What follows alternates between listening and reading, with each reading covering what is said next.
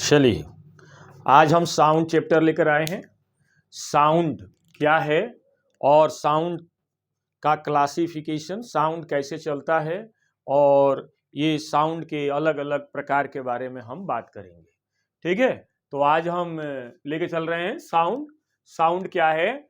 Source of energy है ना। Source of energy है। इसका मतलब क्या हुआ कि ये साउंड सोर्स ऑफ एनर्जी कैसे हो सकती है? यदि एक एग्जाम्पल के रूप में हम देखें तो यदि कहीं पर भी यदि कोई बहुत तेज साउंड निकलती है तो अगल बगल के जितने भी खिड़कियां होती हैं कांच की, वो क्या हो जाती है? ब्रोकन हो जाती है, टूट जाती हैं। तो ये एक प्रूव है कि साउंड क्या है? सोर्स ऑफ एनर्जी है। किस रूप में चलती है? यह वेव के फॉर्म में ट्रेवल करती है। यानी यह जो है किसी भी मीडियम के अंदर वेव के रूप में ट्रेवल करती है। और ये मीडियम यानी ये मीडियम के अंदर यानी किसी भी वैक्यूम के अंदर ट्रेवल नहीं कर सकती है। ये साउंड हमेशा मीडियम के अंदर ट्रेवल करती है। तो यहां पर देखें, ये वेव के रूप में चलती है। तो हम बात करते हैं वेव की। कि वेव क्या है? यह एक वाइब्रेटरी डिस्टरबेंस है। वाइब्रेटरी डिस्टरबेंस यानी यदि पानी के अंदर हम यदि कोई पानी स्थिर है और उसके अंदर हम कोई पत्थर फेंकते हैं तो उसमें पानी के सतह पर रखा हुआ कॉर्क का टुकड़ा वो आगे की तरफ धीरे धीरे धीरे धीरे धीरे धीरे आगे की तरफ जाने लगता है। तो इस तरह से हम कह सकते हैं क्या है कि वेव क्या है? ये वाइब्रेटरी डिस्टरबेंस है। ठीक है, तो ये जो है ये vibratory disturbance in a medium is carry energy from one point two another point. पानी के अंदर कार्क एक बीच वाले पोर्शन से किनारे तक, पानी के किनारे तक आ जाता है। तो हम जानते हैं कि किसी भी बॉडी का डिस्प्लेसमेंट विदाउट एनर्जी संभव नहीं है। तो यदि कार्क जो है बीच पानी से किनारे पर आ रहा है, इसका मतलब ये हुआ कि कहीं ना कहीं एनर्जी उसको प्राप्त हो रही है। और ये एनर्जी कहां से प्राप्त होगी? वेव से प्राप्त होगी। तो हम कह सकते हैं कि वेव क्या है? ये वेव जो है एनर्जी का ट्रांसफर करता है एक पॉइंट से दूसरे पॉइंट तक। ठीक, wave can carry energy and momentum. Momentum जानते हैं, मोमेंटम क्या होता है? Momentum is a vector physical quantity and it is a property of any massive moving body. मतलब ये हुआ कि कोई भी मैसिव बॉडी होगी लेकिन यदि मोशन में नहीं है तो उसका मोमेंटम जीरो होगा। यानी P इक्वल टू होता है m into V. Velocity zero होगा तो मोमेंटम जीरो होगा ही होगा। यानी तो इस प्रकार जो है वेव क्या करता है? कैरी करता है, मोमेंटम और एनर्जी दोनों को कैरी करता है। कितने प्रकार का वेव है? देखिए, वेव का क्लासिफिकेशन हम पढ़ने चल रहे हैं। देखिए, wave on the basis of necessities of medium, यानी मीडियम की आवश्यकता, मीडियम की रिक्वायरमेंट के आधार पर वेव दो प्रकार का होता है, मैकेनिकल वेव और नॉन मैकेनिकल वेव। ये बात ध्यान रखें, काफी कंफ्यूजन रहता है इस सब चीजों के बीच में। तो हम एक एक चीज का क्लासिफिकेशन लेकर के चल रहे हैं कि वेव जो है नेसेसिटी यानी मीडियम, नेसेसिटी ऑफ मीडियम यानी medium of necessity of medium मतलब मीडियम की रिक्वायरमेंट, यानी मीडियम है कि नहीं है उस एक, या वेव जो है किस मीडियम में ट्रेवल कर रहा है कि वैक्यूम में ट्रेवल कर रहा है, उसके अकॉर्डिंग जो है वेव जो है दो प्रकार की होती है, मैकेनिकल वेव और नॉन मैकेनिकल वेव। यानी मैकेनिकल वेव क्या होती है? वे वेव जिनके चलने के लिए मीडियम की जरूरत होती है, मैकेनिकल की रिक्वायरमेंट होती है, उन्हें हम मैकेनिकल वेव कहते हैं। नॉन मैकेनिकल वेव किसे कहते हैं?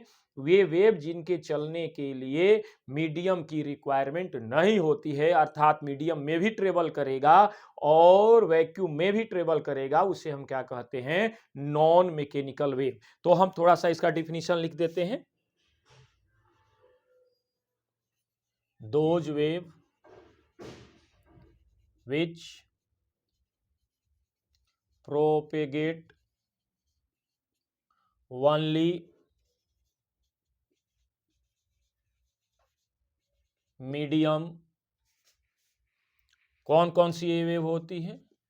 called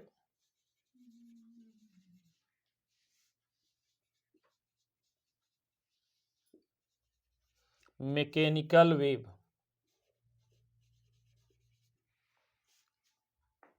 mechanical wave. अब कौन कौन सा है ये example? Wave in string, comma spring, in water, ये सब क्या है? मैकेनिकल वेव है। यानी वाटर के अंदर जो वेव चलेंगी वो मैकेनिकल वेव होगी, स्ट्रिंग या धागे के अंदर जो वेव ट्रेवल करेगी वो मैकेनिकल वेव होगी, स्प्रिंग के अंदर होगी वो भी क्या होगी?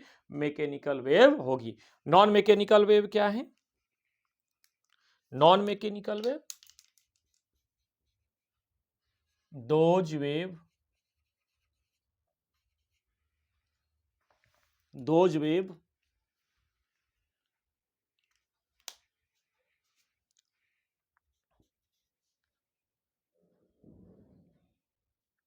which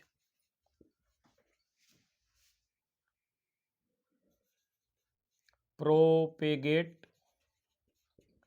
in vacuum as well as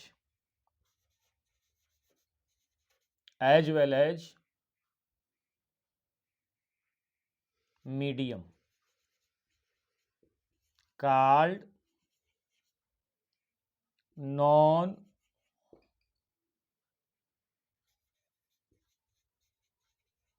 mechanical wave.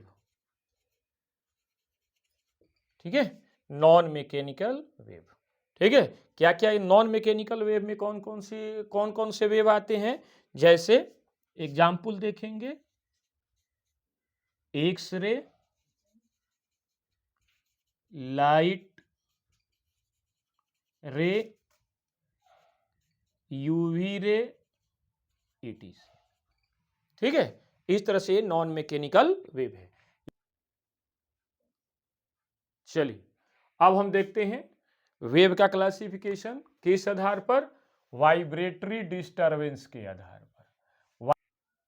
चलिए अब जो है वेव का क्लासिफिकेशन वाइब्रेटरी डिस्टरबेंस के आधार, वाइब्रेशन ऑफ पार्टिकल के आधार पर। वाइब्रेशन ऑफ पार्टिकल के आधार पर कितने प्रकार के वेव होते हैं? ट्रांसवर्स वेव और लॉन्गिट्यूडनल वेव, दो प्रकार के होते हैं। ट्रांसवर्स वेव किसे कहते हैं? यानी ट्रांसवर्स वेव ये वेव जिनके चलने पर मीडियम के पार्टिकल वेव के चलने के परपेंडिकुलर मोशन करते हैं, परपेंडिकुलर वाइब्रेशन करते हैं, कंपन करते हैं, तो उस तरह की वेव को हम कहते हैं ट्रांसवर्स वेव। यानी those wave,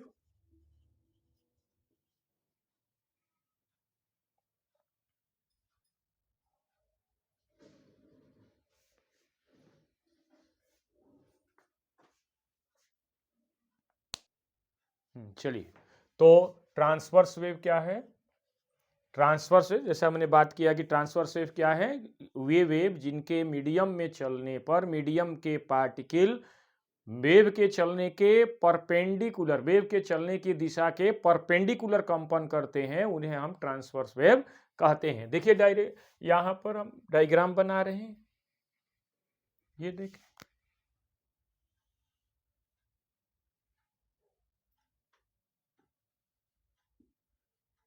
direction of wave. अब यहां से ये मीडियम के पार्टिकल हैं,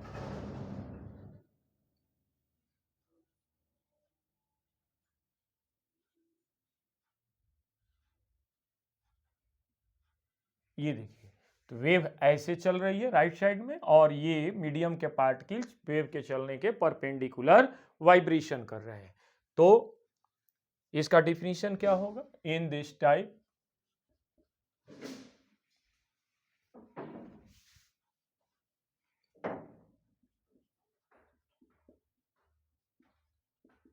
in this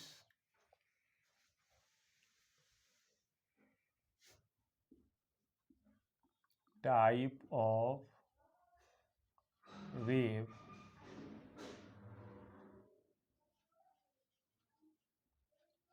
particle of medium oscillate या vibrate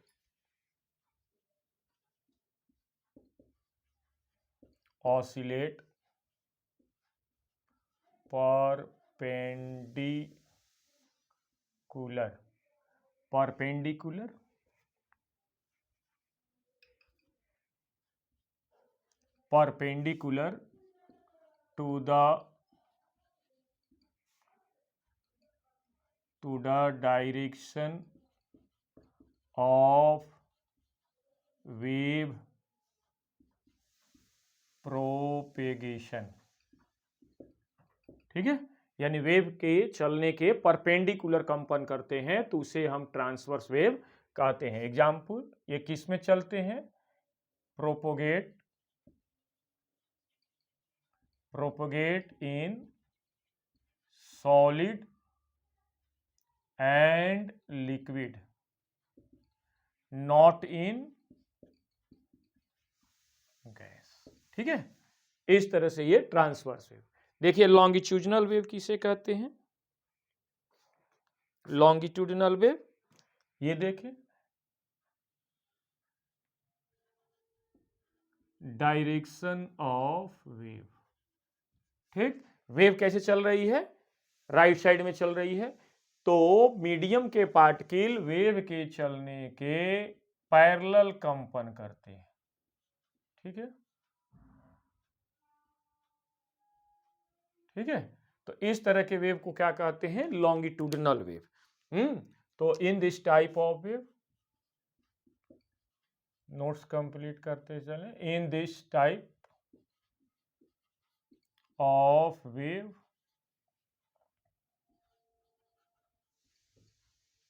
particle of medium oscillate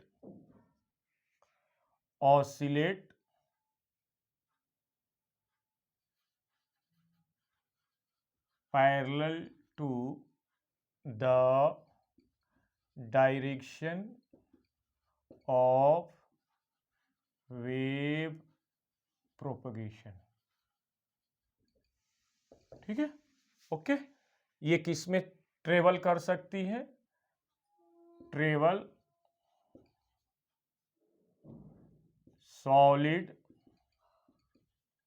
liquid as well as gas. ठीक है, तो ये लॉन्गिट्यूडिनल वेव हो गई। अब देखिए वेव का फिर क्लासिफिकेशन हम देखते हैं, किसके अकॉर्डिंग? एनर्जी प्रोपोगेशन के अकॉर्डिंग, यानी एनर्जी के प्रोपोगेशन, यानी एनर्जी कैसे ट्रेवल कर रही है उसके अकॉर्डिंग हम वेव को दो भागों में क्लासिफाई करते हैं, प्रोग्रेसिव वेव और स्टेशनरी वेव। प्रोग्रेसिव वेव की जैसा कि नाम से पता चल रहा है, प्रोग्रेसिव मतलब आगे बढ़ने वाली, स्टेशनरी जो कि रुकी हुई हो। तो यहां पर those wave propagate in a medium, these wave propagate in a medium and propagate energy also, यानी वह वेव जो खुद तो चलती ही है मीडियम के अंदर, उसके साथ साथ एनर्जी को भी एक पॉइंट से दूसरे पॉइंट तक ट्रांसफर करती है। क्या कही जाती है? उसे प्रोपोगेसिव वेव कहते हैं। ये कौन कौन सी? जैसे साउंड एनर्जी हो गया, साउंड वेव हो गया, साउंड वेव, लाइट वेव, ये सभी क्या है? प्रोग्रेसिव है। एक बात ध्यान रखने वाली बात है कि साउंड वेव जो है मैकेनिकल वेव है, लेकिन लाइट वेव क्या है? नॉन मैकेनिकल वेव है। ठीक है, यहां पर स्टेशनरी वेव जिसके those wave which remain stationery in between two boundary of medium, energy is not propagated. इसमें एनर्जी क्या होती है? प्रोपोगेट करती है, एक पॉइंट से दूसरे पॉइंट तक एनर्जी ट्रेवल करती है। किसमें? प्रोग्रेसिव वेव में। स्टेशनरी वेव में एनर्जी प्रोपोगेट नहीं होती है। ये स्टेशनरी वेव का क्या एग्जाम्पल होगा? वेव इन स्ट्रिंग, धागे के अंदर जो वेव चलती है वो stationary wave. Wave in organ pipe के अंदर भी स्टेशनरी वेव ट्रेवल करती है, स्टेशनरी वेव ट्रेवल करती है।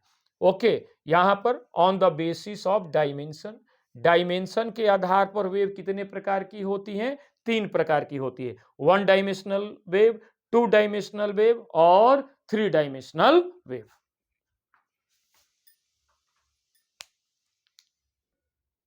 चलिए देखिएगा, on the basis of dimension, dimension के आधार पर वेव कितने प्रकार की हैं? तीन प्रकार के, one dimensional, two dimensional, three dimensional. तो वन डायमेंशनल वेव किसे कहते हैं? वे वेव जो कि तीन एक्सिस होती है, एक्स एक्सिस, वाई एक्सिस और जेड एक्सिस। तो यदि कोई वेव या तो एक्स एक्सिस पर चल रही हो, चाहे वाई एक्सिस पर चल रही हो, या कोई जेड एक्सिस पर ट्रेवल कर रही हो, तो उस तरह की वेव को हम कहते हैं वन डायमेंशनल वेव। और वन डायमेंशनल वेव में क्या होगा? एनर्जी कैसे ट्रांसफर होती है? ओनली वन डायरेक्शन, मतलब ये कि जिस डायरेक्शन में वेव चलेगी उसी डायरेक्शन में एनर्जी भी ट्रांसफर होगी। तो जब वेव वन डायमेंशनल मोशन करेगी तो एनर्जी भी वन ही डायमेंशनल मोशन करेगी, यानी energy transfer in single direction only. का वेव प्रोपोगेटेड इन स्ट्रेच्ड स्ट्रिंग, स्ट्रिंग के अंदर जो है क्या कैसी वेव ट्रेवल करती है? वन डायमेंशनल वेव ट्रेवल करती है।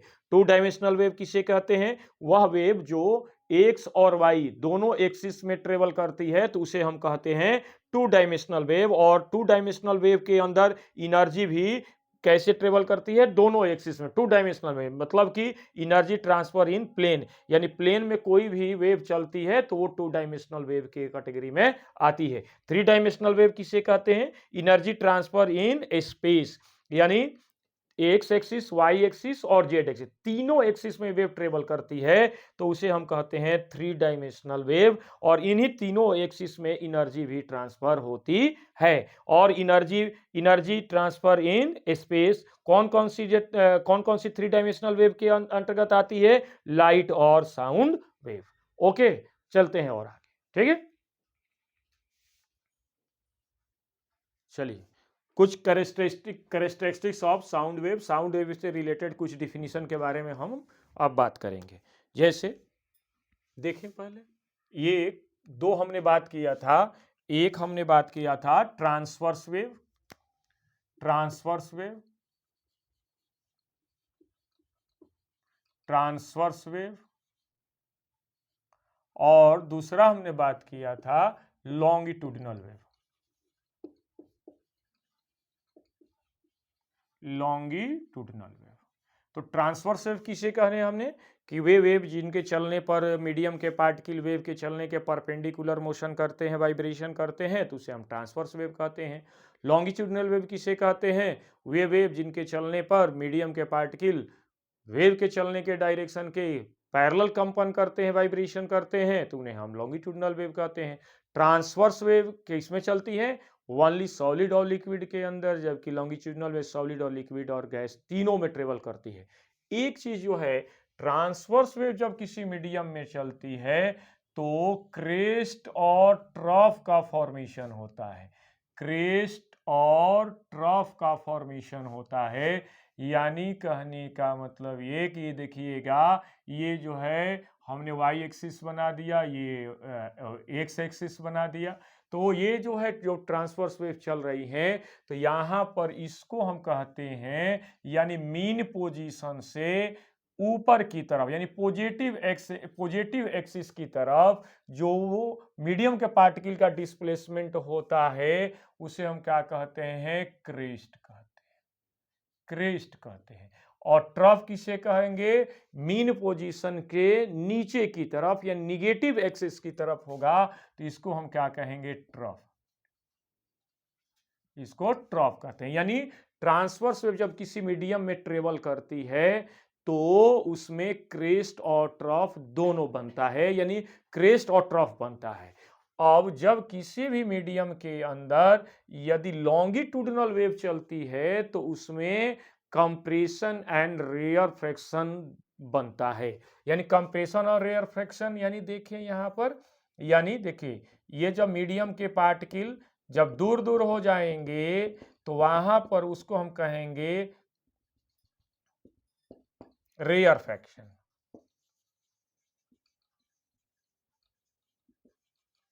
और जब नजदीक नजदीक होंगे,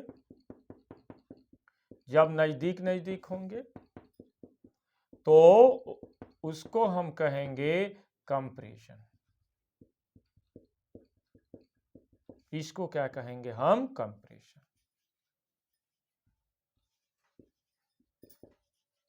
कंप्रेशन कहते हैं। ठीक है, तो जब किसी भी मीडियम में यदि लॉन्गिट्यूडनल वेव चलेगी तो उसमें रेयरफेक्शन बनेगा, और जब किसी मीडियम और कंप्रेशन बनेगा, यानी जब मीडियम के पार्टिकल दूर दूर होंगे तो रेयरफेक्शन कहते हैं। और ये कंप्रेशन और रेयरफेक्शन और कंप्रेशन अल्टरनेट मैनर में बनते हैं। जैसे यहाँ पर ट्रांसफर वेव जब किसी मीडियम में चलेगी तो उस स्थिति में crest trough crest trough crest trough ऐसे लगातार बनता चलता है। उसी तरह से जब किसी मीडियम में लॉन्गिट्यूडनल वेव चलेगी तो rarefaction, compression, rarefaction, compression, rarefaction, इस तरह से जो है ये अल्टरनेट मैनर में बनते हैं। क्लियर? तो यहां पर हम देखते हैं characteristics of sound wave. Sound wave के कुछ जो है कैरेक्टरिस्टिक्स, मतलब कि एम्पलीट्यूड क्या होता है, टाइम पीरियड क्या होता है, फ्रीक्वेंसी क्या होती है, इसके बारे में, एम्पलीट्यूड, वेवलेंथ क्या होता है, इसके बारे में हम यहां पर बात करेंगे। ठीक है, देखते हैं। चले हम इसमें हम डायग्राम बनाएंगे इसका। ठीक है,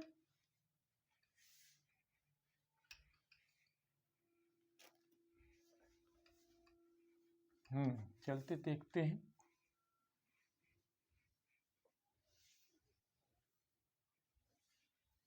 डायग्राम बनाएंगे। और क्या है एम्पलीट्यूड, पहले हम क्या हेडिंग डालेंगे, एम्पलीट्यूड।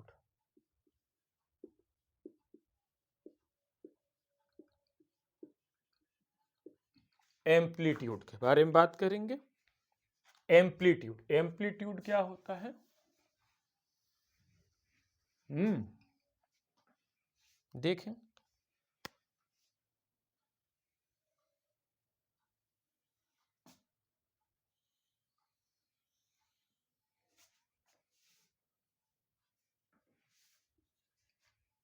ये देखें, ये मीन पोजीशन, ये क्या है, मीन पोजीशन। मीन पोजीशन से मैक्सिमम डिस्प्लेसमेंट एक तरफ, ये मीन पोजीशन से, इसको क्या कहते हैं, एम्पलीट्यूड। यानी मीडियम के पार्टिकल का मीन पोजीशन से किसी एक तरफ मैक्सिमम डिस्प्लेसमेंट को हम कहते हैं एम्पलीट्यूड। अब ये एम्पलीट्यूड। दूसरा क्या हम बात करेंगे, वेवलेंथ। वेवलेंथ, वेवलेंथ क्या है, दो क्रेस्ट के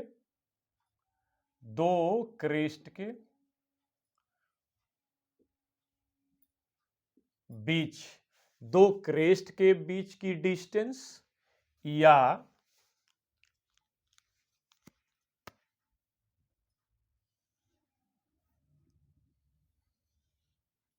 दो ट्रॉफ के बीच की डिस्टेंस,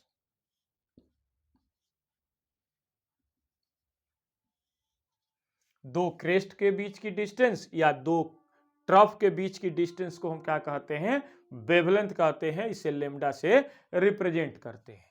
ठीक, उसके बाद थर्ड सबका हम डिफिनीशन लिखेंगे, टाइम पीरियड। टाइम पीरियड क्या है, यहां से हम देखते हैं एक साइकिल कंप्लीट करने में लिए गए समय को हम क्या कहते हैं, टाइम पीरियड कहते हैं। किसी वेव के द्वारा एक चक्कर लगाने में लिए गए समय को हम टाइम पीरियड कहते हैं। यानी यहां से लेकर के यहां तक आने में वेव के द्वारा लिए गए समय को हम टाइम पीरियड कहते हैं। Fourth, frequency. फ्रीक्वेंसी क्या है, एक सेकंड में लिए गए चक्करों की संख्या को हम फ्रीक्वेंसी कहते हैं। फ्रीक्वेंसी को किसी से रिप्रेजेंट करते हैं, स्मॉल एफ या स्मॉल एन से, टाइम पीरियड को कैपिटल टी से, वेवलेंथ को लेमडा से, एम्पलीट्यूड को स्मॉल ए से। ठीक है, तो फ्रीक्वेंसी जो है, टाइम पीरियड और फ्रीक्वेंसी में क्या रिलेशन होता है, रेसिप्रोकल का रिलेशन होता है। यानी F inversely proportional to T. Okay, time period का यूनिट क्या होता है, सेकंड, और इसका यूनिट क्या होता है, हर्ट्ज या सेकंड इनवर्स। तो हम एक एक का डिफिनीशन अब लेकर चल रहे हैं। पहला हम देख रहे हैं, पहला देखें हम एम्पलीट्यूड।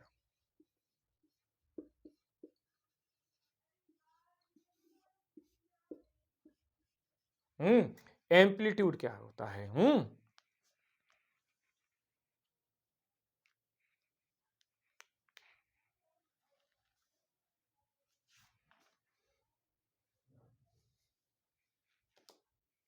ठीक,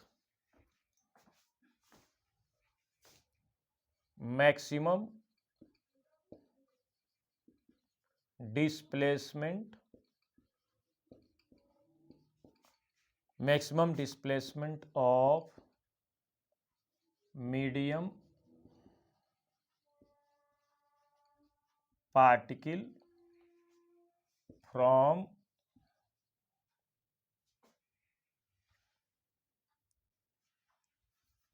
a particle in one direction from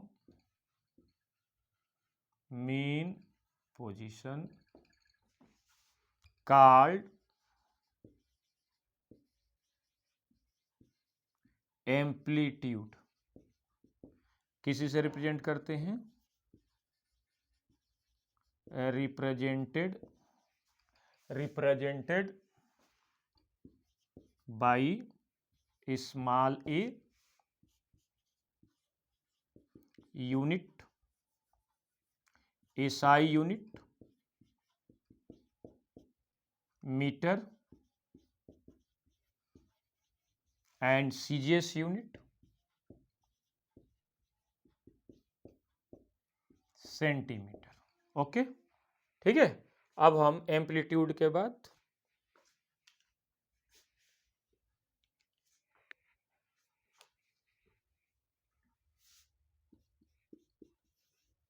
wavelength,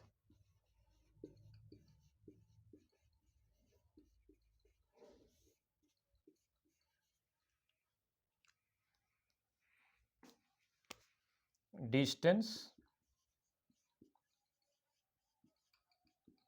in between two crest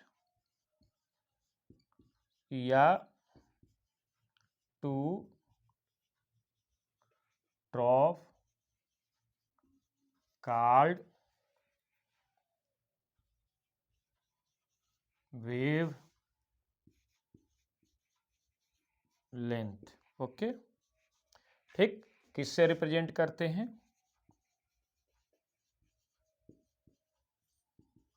represented by lambda, SI unit, metre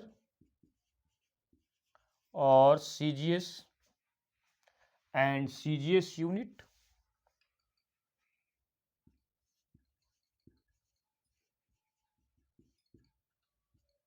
centimetre. ठीक है, क्लियर। अब हम बात करते हैं टाइम पीरियड का।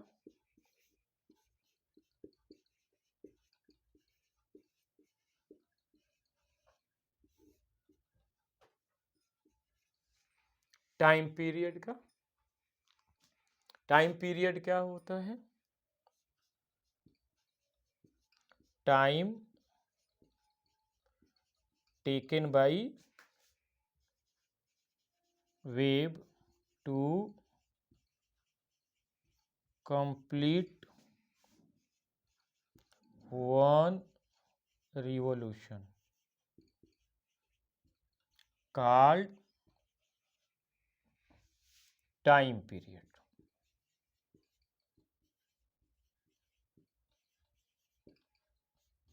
represented by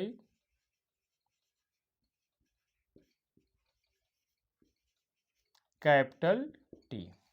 ओके, ठीक। एसआई यूनिट क्या होगा?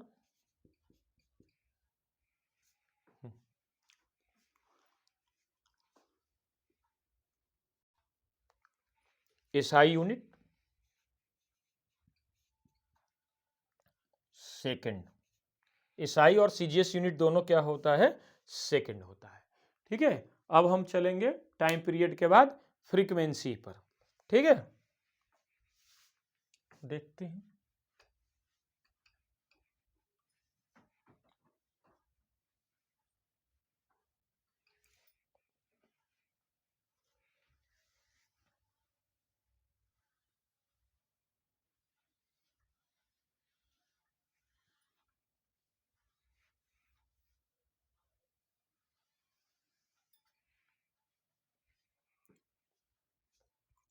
ठीक है, चलिए फ्रीक्वेंसी। फ्रीक्वेंसी क्या होता है? फ्रीक्वेंसी एक सेकंड में लिए गए चक्करों यानी साइकिल की संख्या को, एक सेकंड में जितना रिवोल्यूशन कंप्लीट होगा वेव के द्वारा वही उसकी फ्रीक्वेंसी कही जाती है। Frequency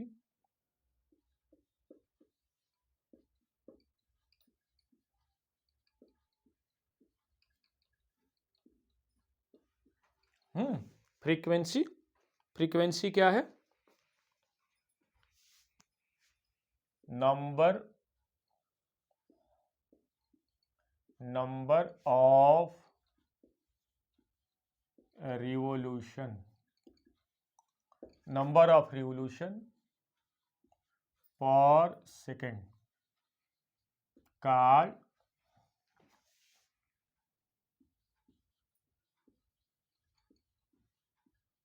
frequency. Number of revolution per second called frequency. किसी से रिप्रेजेंट करते हैं? रिप्रेजेंटेड बाई एफ और स्मॉल एन।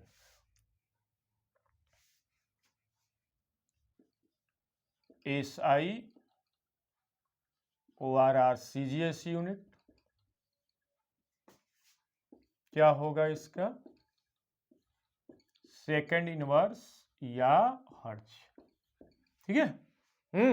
और जो है ये जो फ्रीक्वेंसी होती है टाइम पीरियड के रेसिप्रोकल के बराबर होगी। इट इज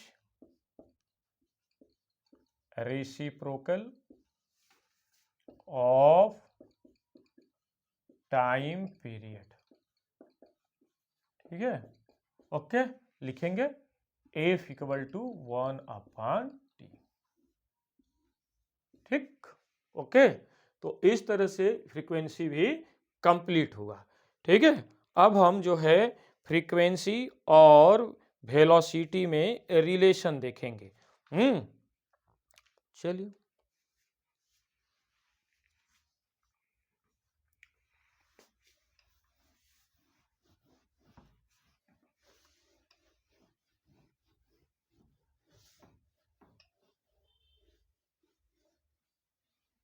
ठीक, चलते हैं। रिलेशन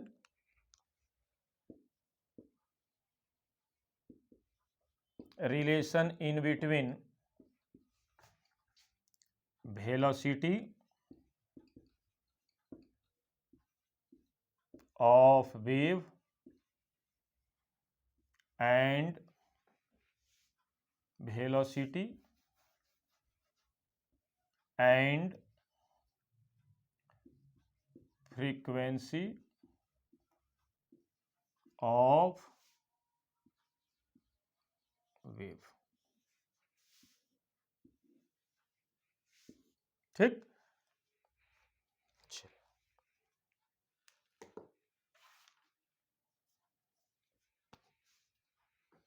देखिए v इक्वल टू होता है एफ लेमडा, यानी वेलोसिटी और फ्रीक्वेंसी के बीच क्या रिलेशन होता है? एफ लेमडा, यानी एफ क्या है? फ्रीक्वेंसी है, लेमडा क्या है? वेवलेंथ है, v क्या है? वेलोसिटी है। यदि हम इसको दूसरे रूप में लिखेंगे, यदि एफ इक्वल टू 1/T, इसलिए v इक्वल टू का हो जाएगा λ/T।